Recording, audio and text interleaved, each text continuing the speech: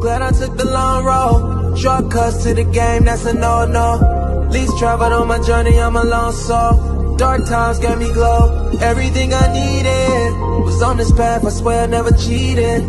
Pushing for a reason. So many times I fell, but I got back on my feet. So that's why I'm undefeated, no.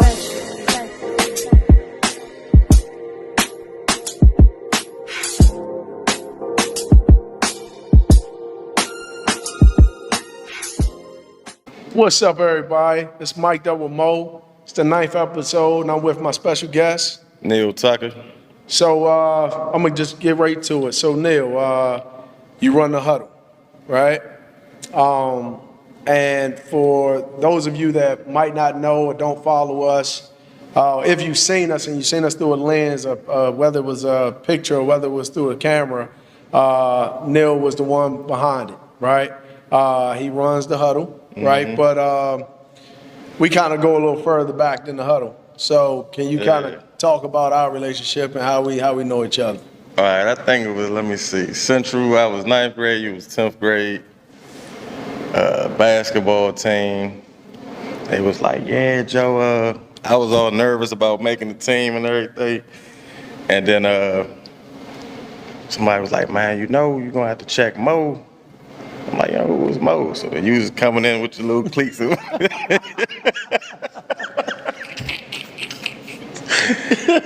I mean, you might can't tell now. I might have been $1.75. I'm like, oh, all right then. You know what I mean? So then after that, I had class with you.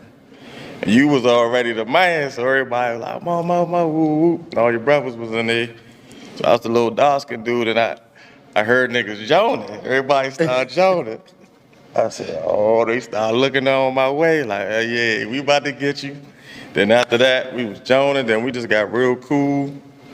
Then from then on, it's just been like you said, like family. Yeah, no, and it's funny because I remember you posting a picture of me being at y'all graduation. Yep. Right? And that was the only graduation I was dying to get back to because I was so close to y'all class. But I just remember some of the talks that we had in was it Miss Harvey class? Miss Harvey. That was Spanish, but we were speaking English in there. Yeah. What was her name? It started with a K. No, I don't remember. I just remember Miss Harvey though. But I remember back then, man, the conversations we had, and there was times where either one of us was in something, we was in a situation that we shouldn't have been in or whatever it may be, and we just kind of linked on each other. But over the years, man, watching you build Huddle and having like the Huddle, first it was Karma, right? You had like the Karma, the clothing line. The Karma cookout, the Karma clothing line. And now you came out with the Huddle, and just watching you build those two companies, man, I've always been supportive of it. I always tried to come out when I could, but going into that, right, and building those two companies up, first, what made you start it, right? Mm-hmm. And then what's some of the obstacles you face in building each one? So what made me kind of start Karma was we ain't have a lot of money. My parents didn't want to pay for the stuff that y'all was wearing, like polo and all that other stuff. So I think it was during the time where people was drawing shirts, putting the glue in the characters. So I was pretty artistic, so I was like, oh, if that's catching on, I could get some shirts and draw on them. Then I was drawing on them, and people was like, well, make me one. So I was like, okay. So it turned into something. Then from there, I always kind of had a business sense, like, well, I'm into sports, really can't get a job. So I use that as a way to earn some income. Then, once we got to Central with it, starting to get the friends and people supporting it, and it took off from there. Then after Central, I started doing the cookouts with Nate, B, and Jason, and Chip, and all them guys, and Twan. And then it just turned into a thing. So everybody was looking forward to it. Then me and Avery would have conversations. He was doing his thing, I was doing mine, and we would just kind of collab. Mm-hmm. But as far as the tribulations or the trials, it's just you think people will support you, mm-hmm. but then they really don't. Or you might have the drive and you might try to get your team to see the vision, but because it's not their vision or their drive, you kind of go 2 steps forward, 2 steps back type of thing. let's go back on the support. We gonna go on both topics, right? But the support, right? And when you say you think people gonna support you, but they really don't, right? What do you mean by that? So, for instance, I go back to the first of everything, even from, normally we all hang out and we might throw out an idea. And I'm gonna start with you. So I was like, yeah, man, I want to get into taking pictures and I want to learn this videography stuff. And you was like, oh, Neal, you should do it. You should do your thing. So I'm like, all right. So then I remember the first time I had worked out with y'all in the basement. I was like, man, we really down here working out. And things progress. You got the shop over, down the street. So then I was like, hey, Mo, try and take some pictures. He was like, all right.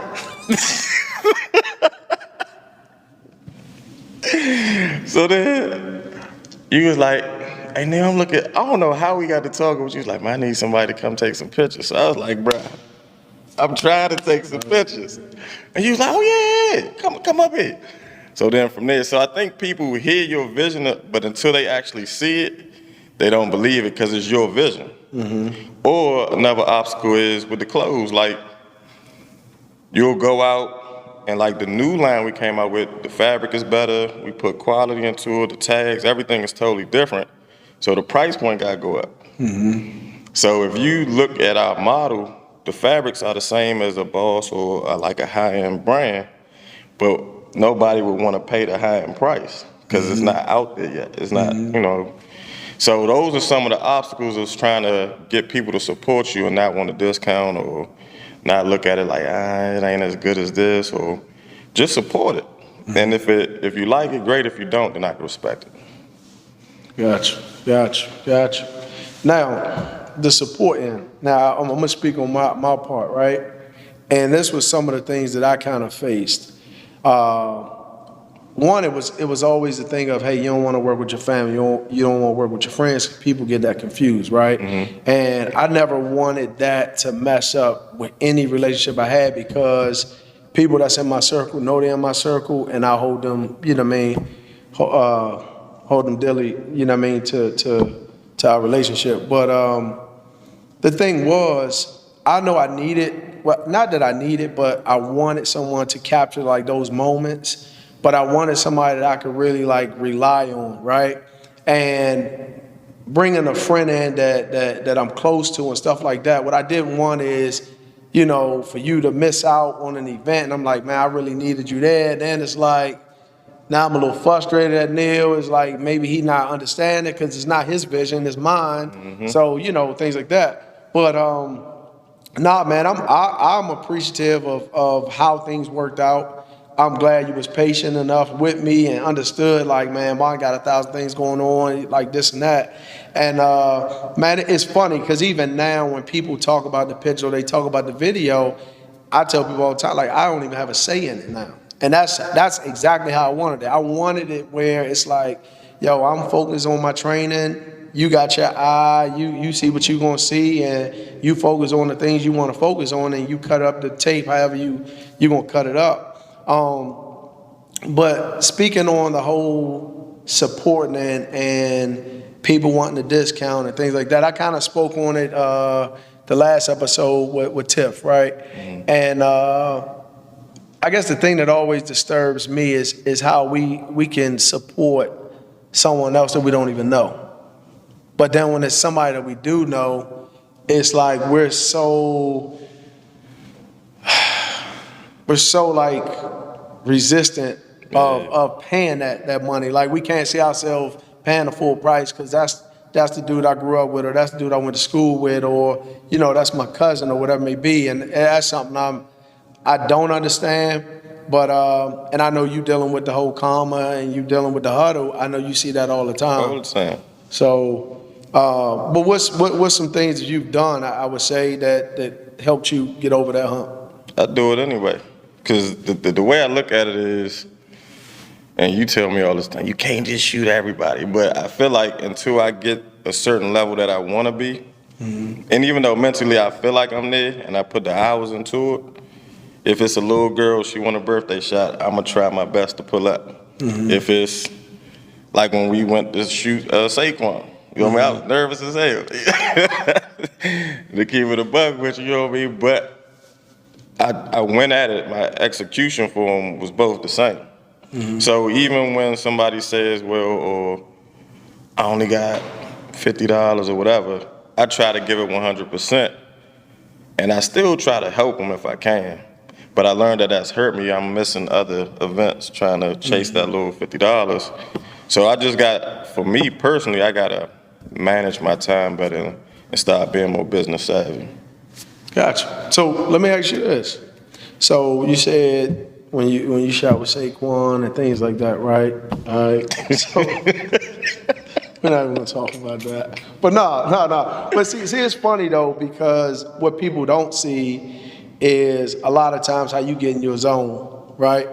And a lot of times, like starting out, like because I've been working with you for so long now, it's like I know when, okay, Neal not in the zone yet, and he just trying to get a feel for the place that we at, the lighting, you know, and things like that. But then it's like once you get locked in and you know like how the room works, how the lighting works, or whatever it may be, then it's like I forget like you even around because you start moving. Now you start recording. Now it's like, hey Mo, I want to get y'all over here. I want the lights to go off over here, like blah blah. So that's always funny because then you talk about how me being in the zone in here, like and how I'm working out and while I'm working the other guys out and girls out, and it's like I get locked in as to how I want the workout to look, how I want their form to look, the intensity level and things like that.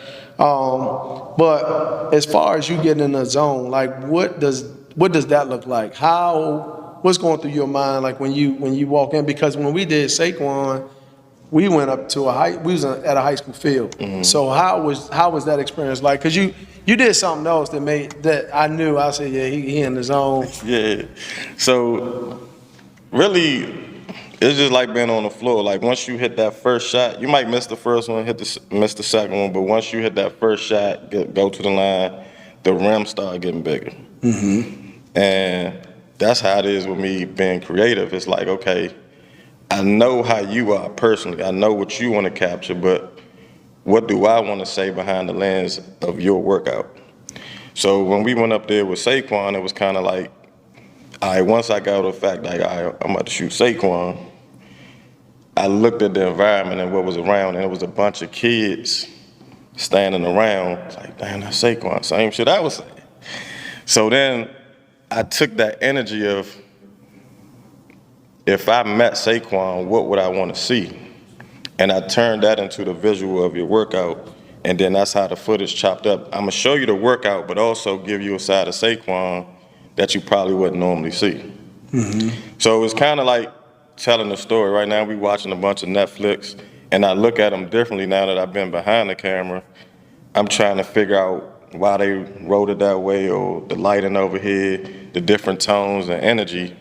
And when you chilling, like I feed off your energy. So if you chilling, but if you got the jokes today and you running the jokes, then you know what I mean, it's more personal insight to you. If you on your sergeant, hey! If you on one of them, then it's more of a wider shot pose that really capture the workout. So I feed off of your energy, just like passing the ball, just like we was on the floor. Now support, right? I'm gonna go back to the support, right? Because starting your business, like you said, we don't always get the support. People say they cheering for you or they rooting for you, but it's kind of like behind the scenes. Like, and some people it's more like, hey, I'm rooting for you, but I don't want people to know I'm rooting for you, right? Because you're not that big company yet. You're not the company everybody talking about just yet, right? How was it for you? Because I know starting out, people wasn't knocking down your door. Like people wasn't calling you 24/7. And nowadays, Huddle kind of just took off. You know what I mean? Now, We doing all right. Now I could barely get a call back. But GPT, baby. But yeah, can you kind of talk about that experience? Man, I think those experiences, and I always use analogies, it was just like being on JV. It's kind of like I had to earn my stripes, and going through those situations, whether somebody was like, oh, trying to undercut me on the price, or really didn't like the product, or who was Slim, like he too quiet, or he whatever.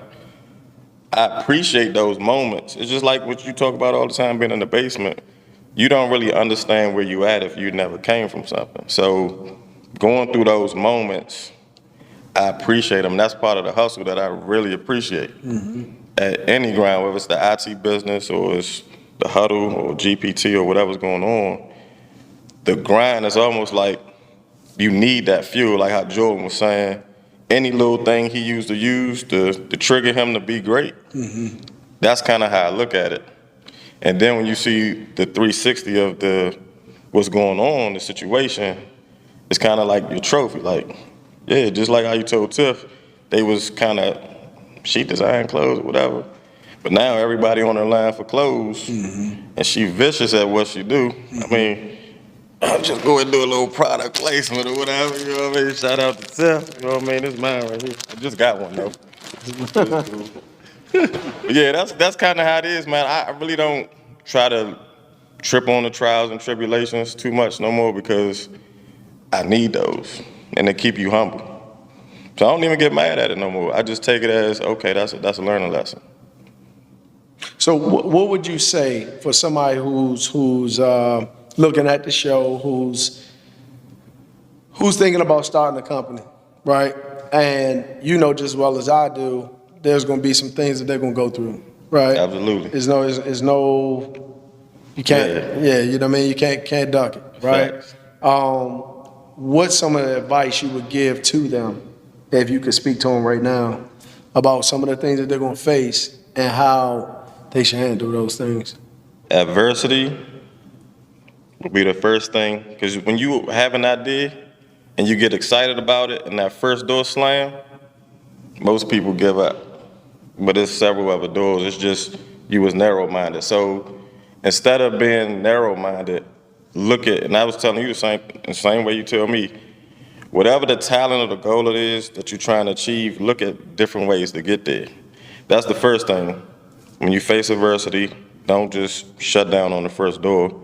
The second thing is being organized and having a plan. Like if you map your steps out and you trip on step 3, it's harder to get to step 4 if you have it planned out. That was one of the biggest things that hurt me earlier, is just I was always go, go, go. And I never sat down and organized. And now that I'm sitting down and planning better instruction, the business is moving a lot smoother. There's less headaches, less hiccups. And then the other thing is passion. If you're just doing it for the dollar, it normally take a business 3 years to jump off. So if you're just doing it for $1, then I wouldn't say do it. If you could draw that shirt early and was happy for it, if you could work that kid out and just be good with the success he got from you working him out, then do it. Do that. Whatever you're passionate at, find what you're passionate at and push that way. So Neal, if Neal 2021 could talk to Neal 2010, what's one thing you would say to yourself? Man, leave that carry out alone. Nah, if I could tell myself one thing, it would be stay focused.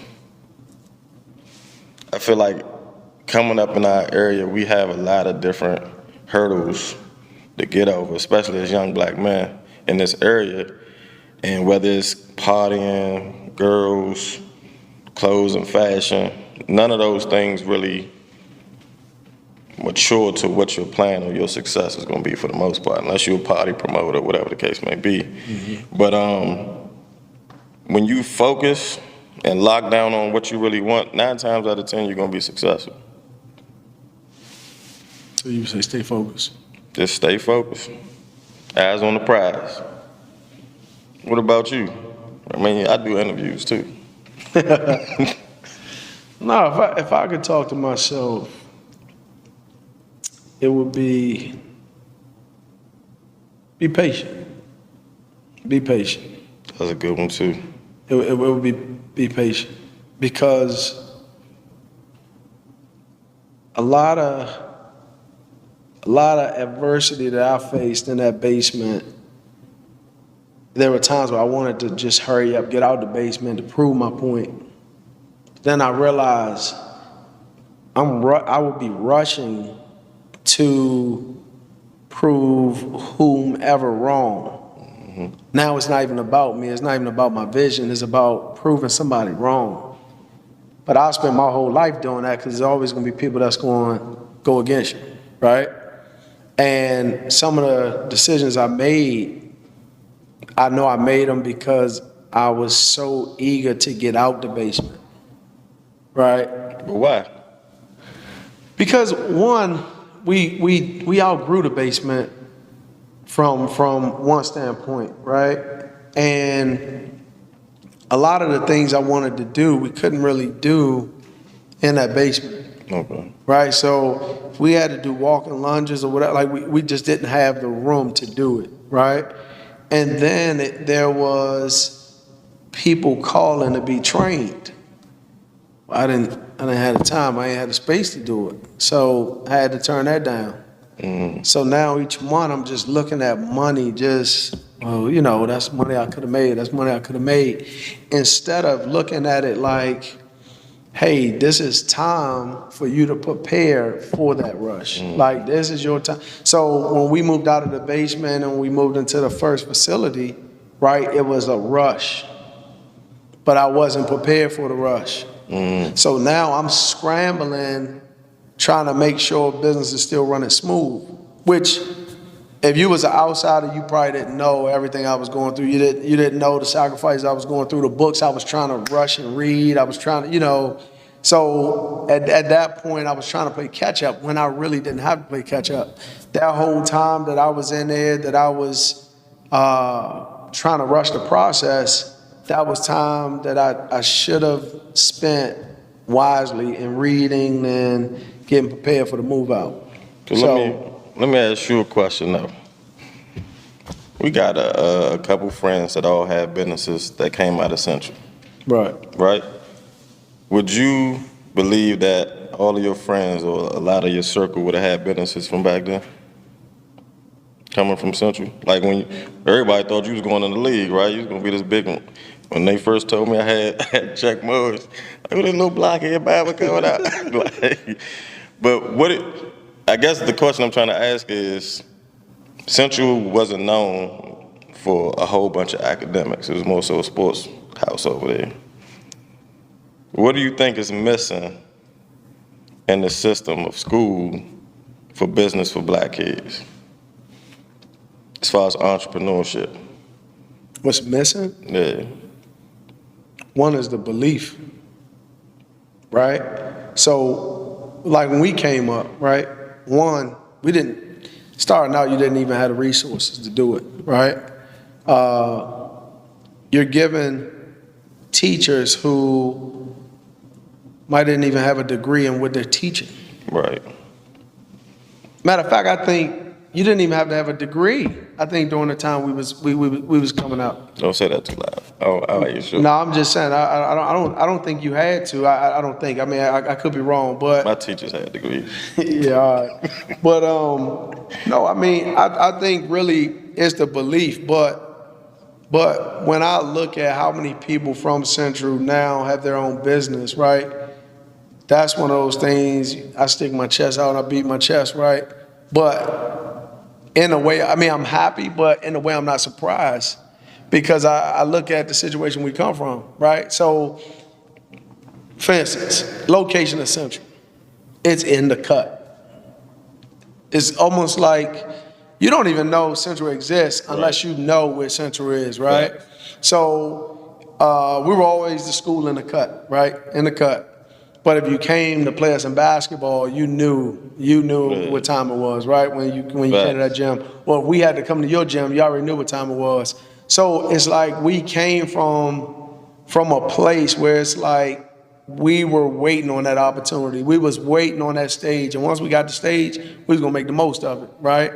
So coming from a place where we don't have the resources, and I always tell people this, like with the word family, right? Is a word that we all can relate to. Whether you had a bad experience in it, you say to yourself, if you did have a bad experience, when I grow up and I have kids, I'm not going to allow my kids to have that same situation, right? So, but in order to do that, you have to do something in order to create change, right?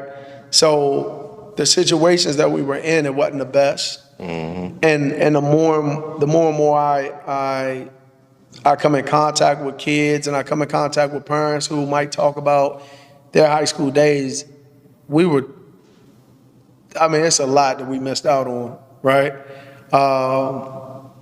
But I would say there's so much that we learned from those experiences, right? And the one thing that I always say from Central that I'm so appreciative is like the people that I met, I'm still close to this day. Those are the same brothers that I still lean on, I still talk to, we still joan and, things like that. So, and another thing too, like we all support one another. Like, so no matter what, whether it's a baby shower, whether it's a clothing line coming out, we all support each other. We don't look for the discount. We don't look for none of that. Now, we come from this small school without the resources and things like that, but we're all making things happen. You know what I mean? So that's one thing I would always say that I took from Central is because that's just kind of how I grew up, where it's like, hey, we didn't have the best hand, right? It's almost like the game of spades. I know. You know how me and Mike, how we the return the champs. But first of all, it's like we don't have the best hand, but we're still getting books. Yeah, I ain't gonna let you drop that. Okay. That was John like a ball. That was John like a ball right there. Hold up. We gonna talk about spades. We ain't got it. Man, two-time champ. You got 3 partners, bro. Hey, it ain't my fault. Hey, I won. Return the champ. Say that. All right, so got another question for you, right? So you're a dad, you're a husband, business owner, right? How do you juggle all those things? Honestly, I pray. I get that question a lot. I guess you gotta ask my wife. But I try to just follow where my passion is going. I try to make sure each person gets their undivided attention. And then, like, of course, little Neal was always with me. So with him being a little boy getting into stuff, or, a young kid now, I try to take him to everything I do if he can go, if it's, of age, so he can understand and see everything Dad is doing for him to get those clothes, those shoes, or whatever he want to get at the time. He got to understand Dad is working. So even when he come in here, he be on your hip like he Lil Mo, like he in here working, an intern telling kids. But he's now looking forward when I say, I gotta go shoot. I'm gonna take the camera, tell Mo I'm gonna be up there, like he get paid or whatever. And even for Jada, who's not necessarily athletic, but she's artistic. So Jada helped me with a lot of creative design, some of the clothes you see, some of the things behind the scenes, Jada is very good at. And then my wife, she's patient. We the total opposites. So I'm coming in late, she kind of like, bruh. I'm like, that's what my bad. Then we gotta go Netflix and chill, or eat some dinner, but I cook something. So I kind of do the barter system. If I know it's a heavy week, that following week, I'm looking up recipes or doing something she want to do, going past moms or whatever the case may be. But it is a sacrifice. I have learned that to run a business, the Huddle and the IT business, is some sacrifices, and some things gonna get cut short. And that is what it is. Sacrifice.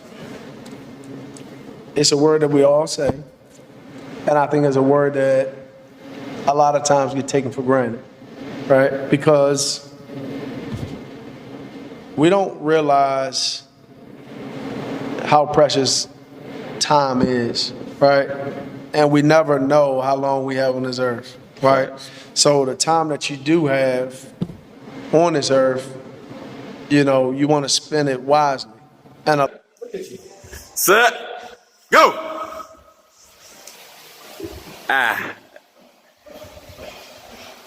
Easy money. Come on, let's go. Finish him. Come on, Trevor WC. Ah! Never challenge the king. But like I said, I finished before he did. I jumped her. It happened right here, though. Right here, there it is. Right there where it happened at. So the question I wanted to ask was, when it comes to sacrifice, right? Do you think people really understand the sacrifices that you're making? No. On a daily basis? Absolutely not. Why would they? Most people, including us, are selfish. Most people want what they want. And long as they're getting what they want, they don't look at what it takes to get what they want. But the reason I do it is because I enjoy helping other people capture their moments. Even from being a kid, I always had a bunch of friends. I always threw the parties. My house was always the party spot. And I think coming up not having siblings, I always wanted that energy. So like for you, you probably like, damn, bro, move, like you trying to get away. I'm trying to get the, yeah, I have tried. Yeah. So that's kind of how I was brought up, and that's my energy. So normally when I meet people, they be like, oh yeah, you know, it's a lot of energy. So because I missed that as a kid, I always want that moment. Mm-hmm. Now there's moments where I'm like, I'm good, bro. Go ahead, do your thing. But for the most part, I'm always trying to help somebody else capture or find what they need. Now, you're always willing to help, right? Always, right? And like I look at you in here, where it's times where you might come in to shoot, I don't know, this person down on this end, but then you work your way down where, hey, even though I didn't ask you, or Gerald or Chris didn't ask you to shoot, like, hey, let me take these pictures, boom, boom, boom, and hey, I'm gonna send them out, right? Mm-hmm. What makes you go the extra mile, right? Like what is there anything that inspires you to do it? Anything that's just telling you to do it? Like what? I think I get that from my mom and my dad, honestly. And not even trying to sound cliche and nothing, but I look at it as seeds. Like every time I go the extra mile, not that I'm doing it on purpose, but if I got the time and I can, why not? And I feel like that's wrong with our culture. We don't do enough, why not? It's always, I'm gone. You know, we always rushing. Or we don't see helping him now might help you down the road. Mm. So I'm just planting those seeds. So whether I get it back on, you know, the Huddle, my IT business, or something else, I know that bridge has been had. When it's a kid over here, that kid that came in his first day, we shot the video, like, oh man, send me the pictures. Like, he was real excited. And that's part of the energy of being a family. Like, if we call ourselves family, that's what a family does for other people. So we call our black culture family, but we don't do that a lot for other people.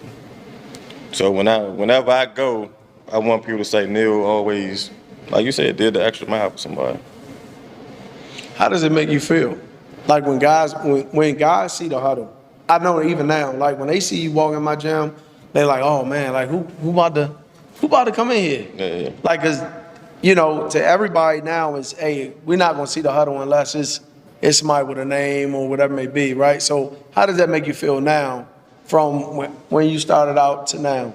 I'm definitely appreciative. You know, it's humbling too, because I remember when the Washington Post would come to our game, like, hey, dog, the Post, I need to get off this bench. You know?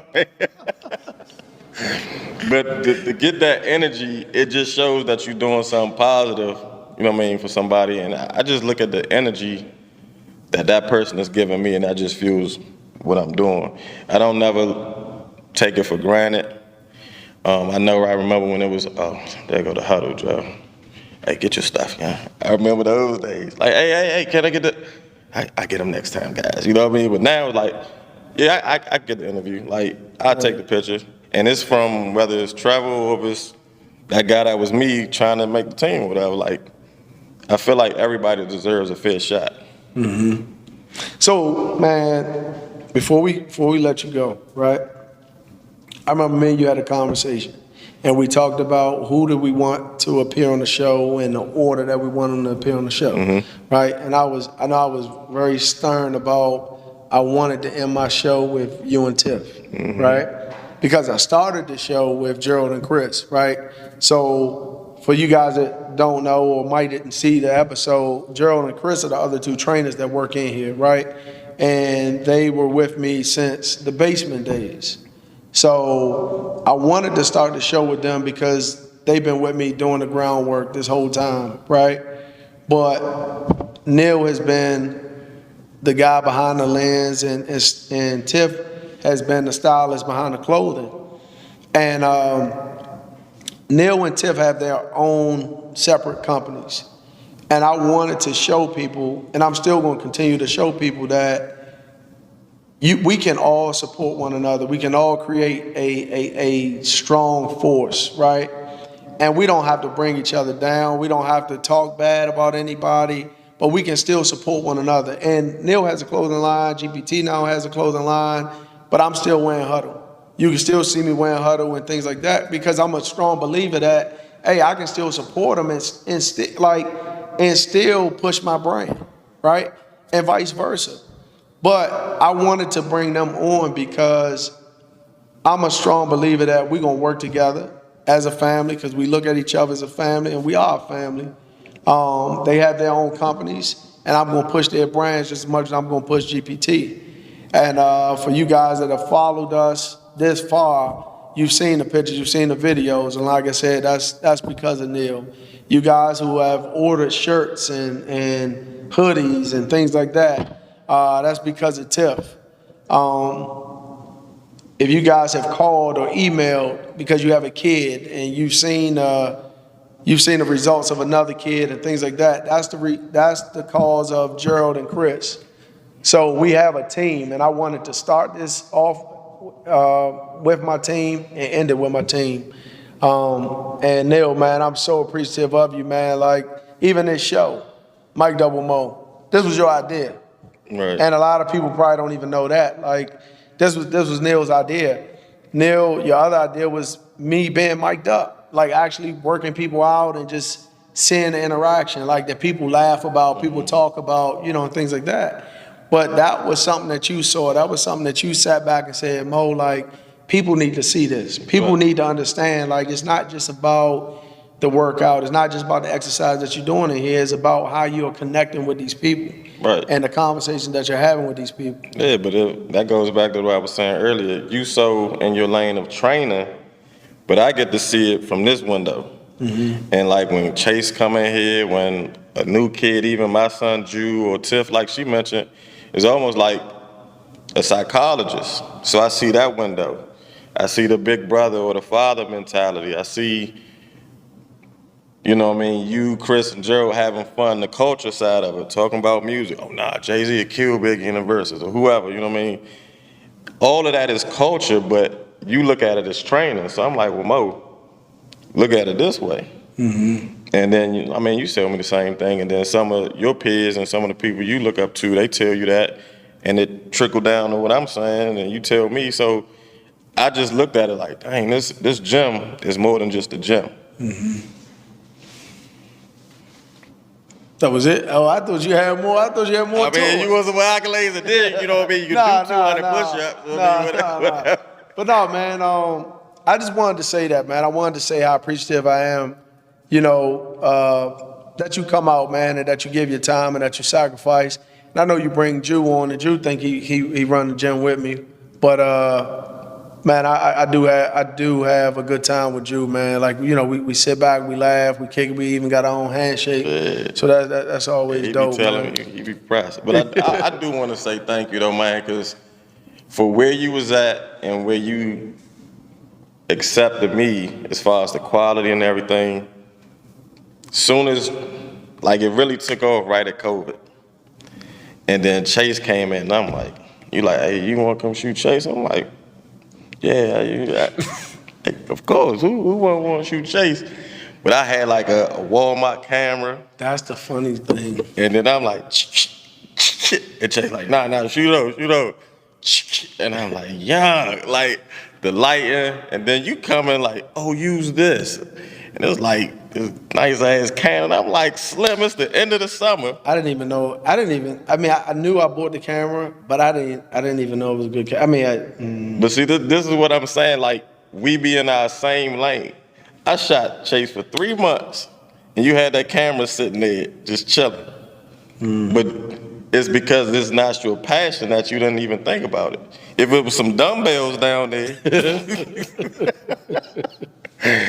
it would have been cool. But, you know, Chase was cool enough to roll with the punches and look out for the Huddle, man. He let us do a lot for the Huddle, and it's just growing, man. I'm very appreciative. And I always say Huddle, us plus community, because there would be no Huddle if nobody supported it. Hey, man, appreciate you, brother. Thank you, bro. I'm going to definitely see you behind the lens. Yeah. Hey, man, make sure y'all get your GPT, bro. This one nice, bro. Hold on. Yeah, shout out to Tiff, too, man. She gave me some love. We'll see y'all next show. All right, y'all. Take it easy. Glad I took the long road. Shortcuts to the game, that's a no-no. Least traveled on my journey, I'm a lone soul. Dark times gave me glow. Everything I needed was on this path, I swear I never cheated. Pushing for a reason. So many times I fell, but I got back on my feet. So that's why I'm undefeated, no.